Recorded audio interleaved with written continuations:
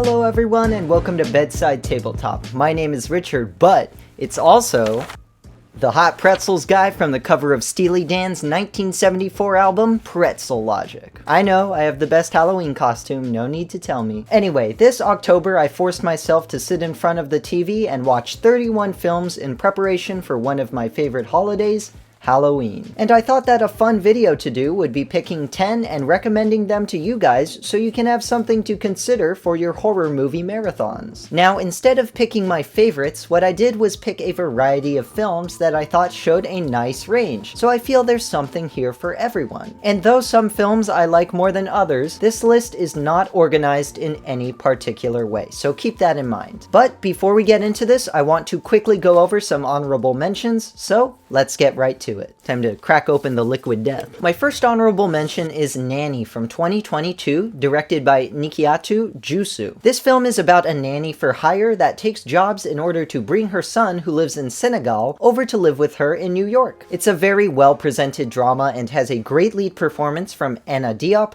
It also sprinkles in some more supernatural elements in the form of African folklore, which I found interesting. The only reason that this is an honorable mention is because I feel this film is more of a drama than it is a Halloween type horror film, but I still wanted to shout it out because I thought it was a great and emotional experience, especially for a Blumhouse production, which I usually bounce off of. My next honorable mention is The Tingler from 1959. This is a William Castle film, so you know it's going to be gimmicky, but I thought despite its shortcomings, Vincent Price was a great lead as always, and the concept actually does interest me. It's about fear manifesting itself as this parasite that snaps your back and can kill you if you don't release your emotions whenever you get scared. Sounds like a Clive Barker body horror concept, to be quite honest. And it delivers some good cheesy black and white fun. It also has a scene that was so unexpected it haunted my dreams as a kid, and it still kind of creeps me out to this day. So yeah, thanks a lot, Dad. The next honorable mention is The Vagrant from 1992, directed by Chris Wallace. This is an over-the-top 90s horror comedy about Bill Paxton trying to get a homeless man out of his house, all while going insane and being chased by Michael Ironside, who plays a detective. This has the typical 90s comedy low blows and pitfalls, but it also has genuine laughs sprinkled in, and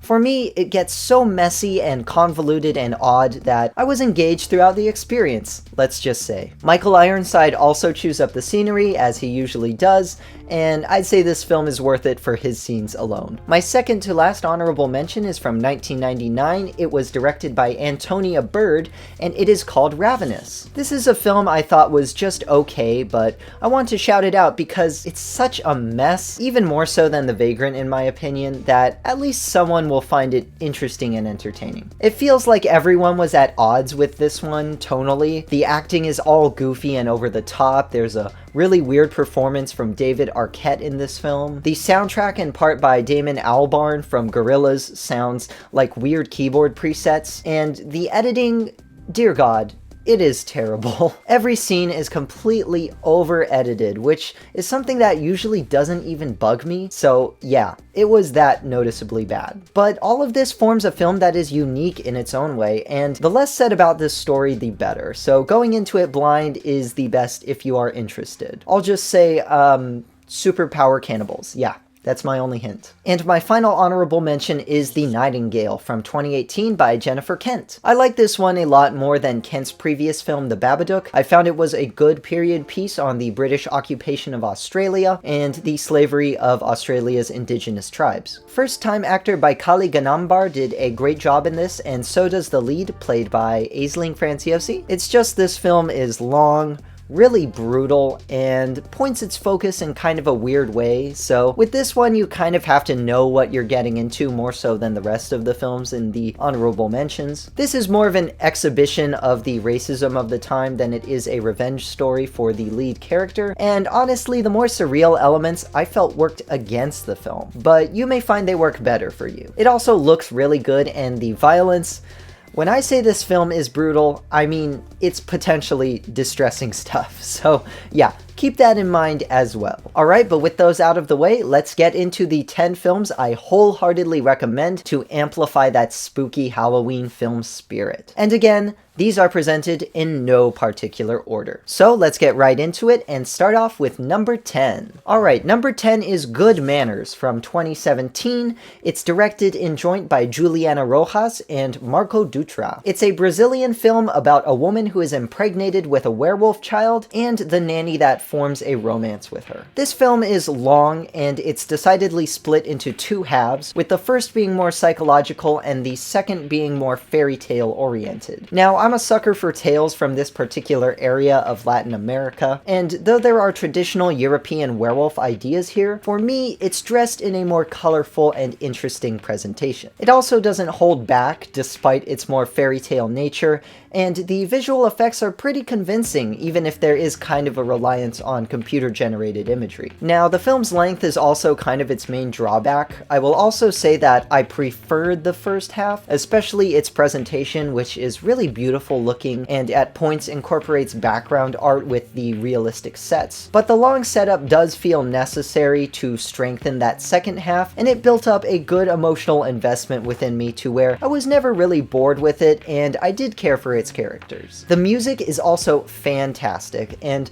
delivers some of the film's most emotional moments, which was a really pleasant surprise. I'd say this one fits well into the camp of dark fairy tales and makes for a very good showcase of that genre. Number 9, and we have Thesis from 1996, and this is the debut feature of Alejandro Amenabar, who would go on to make the critically acclaimed Abre los Ojos, which was then remade into Vanilla Sky. This is a Spanish film that combines horror with mystery and lots of dry and dark humor. It's about a woman who is writing a thesis on snuff films who meets up with a colleague who is an avid violence junkie. They soon discover, however, that one of the tapes they're watching features a classmate who disappeared under mysterious circumstances, and they decide to set out and find the killer. Yeah, interesting, isn't it? This story deals with a mystery on a smaller scale, but it works well because it makes use of familiar spaces and people becoming unfamiliar and sinister. And though it is mostly a thriller, it does have some parts that did genuinely get under my skin, with some creepy visuals that relied on simplicity, as well as the overall plot for their effectiveness. The comedy is also a memorable feature of this film. It's usually dry and comes from the characters, but it's not funny to the point of feeling unrealistic for the characters or overdone, just because of how circumstantial it is. In fact, you might find the character interplay to be more interesting than the mystery itself. And though I liked both, I do recognize this film sort of stretches itself out a little bit in terms of what it wants to really focus on. Still, I feel the fear of the unknown is strong in this one, and if you want a story that feels like it's unfurling and dropping hints as well as red herrings along the way, Thesis is a great pick.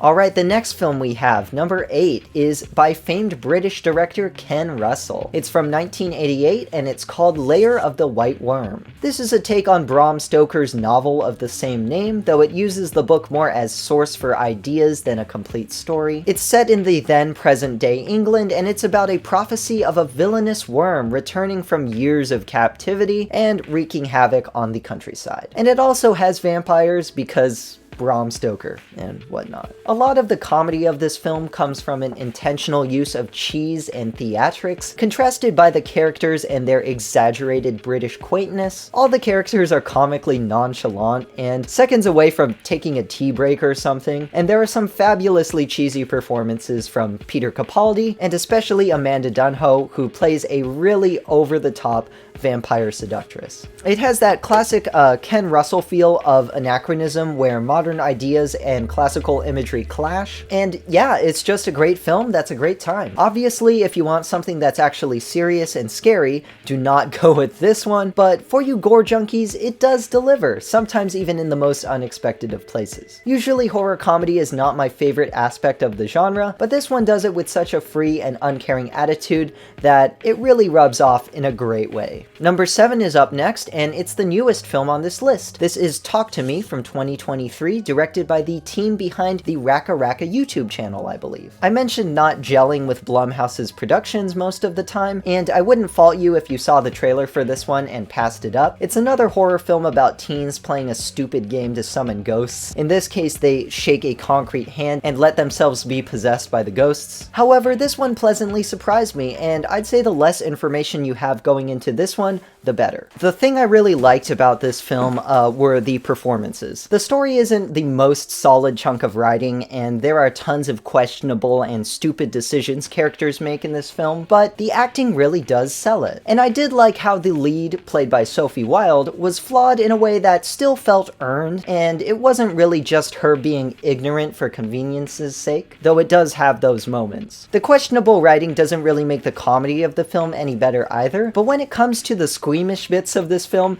it is genuinely effective. The directors come up with some well-presented shots and inspired camera movements, and yeah, when this film got to those points, I was suitably affected. It also has an air of mystery to it that I kind of liked, though I feel a follow-up is soon to come. It kind of ends on a note that you're like, yeah, there's gotta be a sequel to this in the works. But still, I think this film is very good, and it finds ways to reinvigorate modern horror tropes that might seem a little stale by now. It doesn't really reinvent the wheel, more so does these tropes well. Alright, next up on this list, number 6, is another Bill Paxton horror film like The Vagrant, though this one is much better than that, and it's also directed by Oscar winner Kathryn Bigelow. I'm talking about 1987's Near Dark. This one follows suit with that whole romantic side of vampires, and deals with a cowboy being bit and then initiated into a group of rugged asshole vampires. This one might seem like it takes a little while to get going, and to be honest, the lovers and their romantic scenes are the least interesting parts of the film. You know, the lead characters. But who's to say a lot of horror films don't have that issue? And here, you're mostly staying for those action-packed vampire antics, and it's a Kathryn Bigelow film, so you know those scenes are going to be fun and well-directed. In fact, I feel this film has some of the most memorable scenes of her entire career, simply because of the fact that she's able to play with the supernatural element of the vampires. And again, Bill Paxton really amps this one up, and you can tell because he's on the cover of most of the film's posters, and he's not even the main character. Also, the music is done by Tangerine Dream, and while it's not one of their greatest scores, they still lend that hazy, lovesick feeling they're so good at, and honestly, it does more heavy lifting for the lead's romance than the script ever does. I wish this one was more widely available. I couldn't even find it on Amazon Prime. I had to be a naughty little gremlin and sadly pirate this one. So yeah, movie studios, if you widely release stuff, we wouldn't have to do shit like that. But if you find a copy, no matter what way, I'd say this is worth it for the pulpy southern vampire action. Alright, halfway through at number 5, we have Rabid from 1977 by David Cronenberg. This is a body horror film, as Cronenberg's films usually are, and it deals with this woman who has a parasite as a result of a botched skin graft, and the parasite is hungry for blood. Something about early Cronenberg is kind of interesting to me, as you can always see the seeds of his initial idea, even if the movie struggles to fully realize it. Rabid is no exception. It's totally low budget, and that shows only because he tries to reach much further with this one than he did with his other early films, Shivers and The Brood. That doesn't mean it's not effective or even devoid of slight political commentary, though. And this is one of the few horror films I've seen that capitalize on the true terror of the human armpit. Usually with these early Cronenbergs, the lead performances are also really forgettable, but Rabid is kind of an exception. Fun fact, Sissy Spacek was originally going to be the lead, but she was turned down and instead got to star in the exceptionally famous Carrie. However, Marilyn Chambers, who plays the lead, when she doesn't have heaps of dialogue, really isn't that bad of an actor, and she has this weird physicality to her when she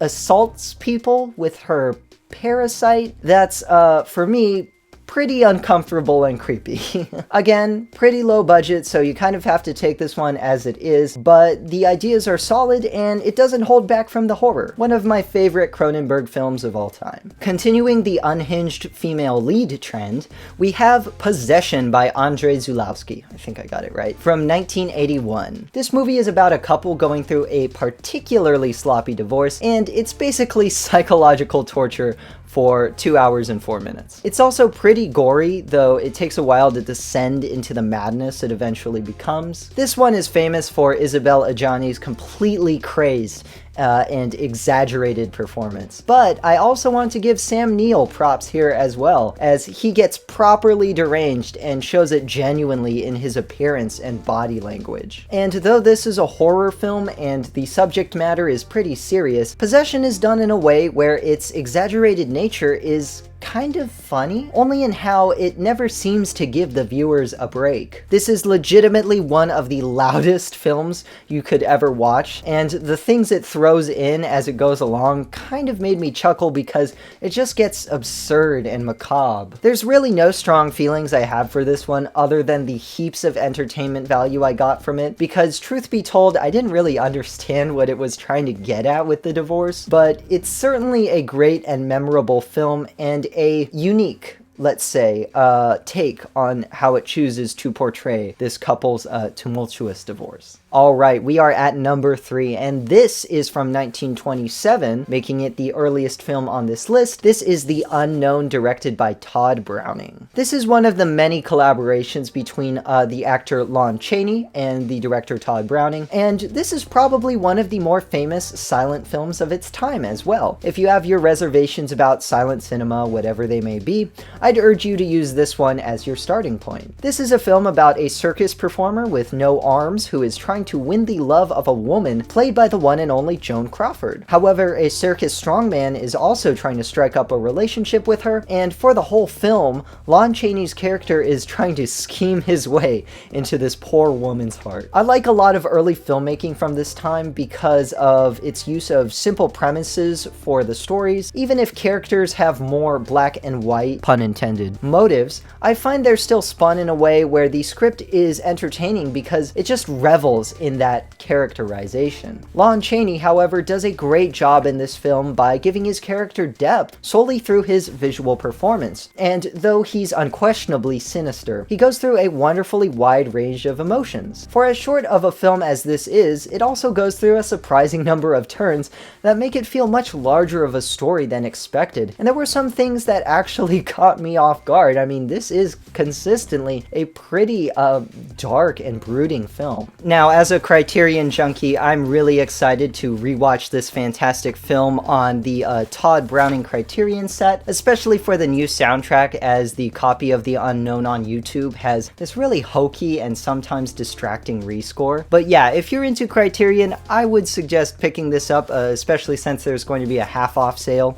later this month. And don't just stop with those 3 films of Todd Browning's, because he's a really interesting director, and he's directed some other pretty good stuff, like Dracula, which is pretty famous, and also The Unholy Three, which also has Lon Chaney in it. Alright, but enough about Criterion and Todd Browning. We've got another film to get to, and this is the second to last film on this list, and this is directed by Julia Ducournau. Julia Ducournau, who has really made a name for herself with this and her other film Titane, which came out more recently. I'm talking about 2016's Raw. Now, this is a film about a vegetarian who goes to veterinary school and slowly but surely becomes a cannibal under the influence of her big sister. This is one of those films that, even if it was in a different language, you could tell it was French. It's a film that deals with themes of family, societal perceptions, coming of age, sexuality, all through the lens of this unflinching cannibal story, and boy, does it get brutal at points. I mean, the effects in this are really well done, and the presentation makes every bit of pain icky and squirm-inducing. It's also pretty bleak. Not that there aren't any moments of respite, but these people are French, so nobody really treats one another that well. And that really brings out the tragedy in its lead, played very well by Garance Maillet. Now, that bleak tone does also kind of cause me to be a little distant with the film, just because I don't really identify with what these characters are going through, but that's more of a problem on my end, I can recognize that. It's also one of the many horror films that has a character be a vegetarian to stave off their cannibalistic desires, which I find to be an interesting universal theme. same. Both the film Spider Baby and Good Manners, previously on this list, do that as well. This film is very good, and honestly, talking about it now makes me like it a little more. Honestly, I kind of want to rewatch it. So yeah, if you want horror that's more centered around familial ties, this is a very good pick. Hey guys, I just wanted to include this real quick because I realized I mentioned Spider Baby, which was also a film I watched out of the 31 films I saw in October. I don't know why I forgot to put it on the list, just a little absent-minded, but yeah. Spider Baby, this is a great movie, you should watch it. This is directed by Jack Hill, who also did some blaxploitation films with Pam Grier, if I'm not wrong. Foxy Brown and Coffee, I think. But yeah, this film is about cannibals. It's got Lon Chaney Jr. in it, not Lon Chaney Sr., and it's full of a lot of fun, quirky performances. It's got a really great energy throughout, and it has some really dark undertones, like some actually dark undertones, especially for a horror movie, a horror comedy of its time. There's something really, really raw about it. Some people have called this like Texas Chainsaw Massacre style, but honestly, it's got a little more depth to it than just that. But yeah, no, I really recommend this one. Quinn K. Redeker, who kind of plays the lead in this movie, is an absolute blast. It's funny, it's scary at some points. Yeah, just an overall really good movie. So yeah, Spider Baby, 1967, Jack Hill. Watch it. Alright, but with that, we go to number 1, the big boss of this film's list. And now, I said I wasn't ordering this list by how much I actually enjoyed these films, but number 1 is an exception. My favorite picture I saw out of all of these 31 horror films, and also one I'd recommend you watch on Halloween, especially if you haven't seen it, is Bernard Rose's fantastic 1992 film Candyman. Now, if you're living under a beehive, Candyman is about a woman's descent into madness as she investigates the folkloric character of the Candyman, a figure that appears when you say his name 5 times in the mirror. I saw this film years ago when I was younger, and I actually found it boring. Rewatching it again, I really don't know what my problem was. This film has a striking ability to really affect me by presenting these situations that are just super unnerving and sometimes even terrifying. It really helps that the lead performances are super solid as well. Virginia Madsen is great, and how actor Tony Todd handled the role of the titular Candyman is nothing short of memorable. It's a role that could have easily come off as cheesy or not impactful, but he plays the character with this interesting presence that's both disarming and yet deeply sinister. This movie also has a psychedelic quality that makes it really unique in how the Candyman himself lures his victims. And despite all the evil he causes, he still has motivation. He still has some pretty solid character. Now, what I love about this film thematically, though, is how it deals with the idea of folklore. Not to spoil anything, but the Candyman is handled in a way that is a lot more interesting than he may initially seem. And the tradition of passing down stories orally and in writing is a strong concept in the film. It's not explored in this really analytical way that kind of takes away from the horror, but it's sprinkled throughout in a way that heightens both the character and the viewing experience, and also really leaves an impact on the ending. And yet, the other great thing about Candyman is you can just ignore all that, and it will still be an entertaining and scary experience. It doesn't hold back on any of the violence. I mean, this is a Clive Barker story. And even if it does have some fake scares that really aren't that great, the real scares are built up so well that they're still effective. Also, that score by Philip Glass, that musical refrain that's used throughout, it's really something special. This is just a great example of the stars aligning and many talented people coming together to make something that's unique, but also still has general appeal. And if you can't tell, I think it was executed in a strong, strong way. If you haven't watched Candyman, watch it. And if you have seen Candyman, watch it again this Halloween. I mean, I was practically begging my partner to watch this one a second time because I liked it so much. Okay, maybe I'm going a little too far. Candyman is not the greatest invention since sliced bread or anything, but it is a fantastic movie, and it was my favorite film that I saw out of all the 31 films I watched this October. Alright guys, and with that, it's time to say goodnight. Tomorrow is Halloween, and I hope you all have a great holiday, holiday. I hope you consider some of these films,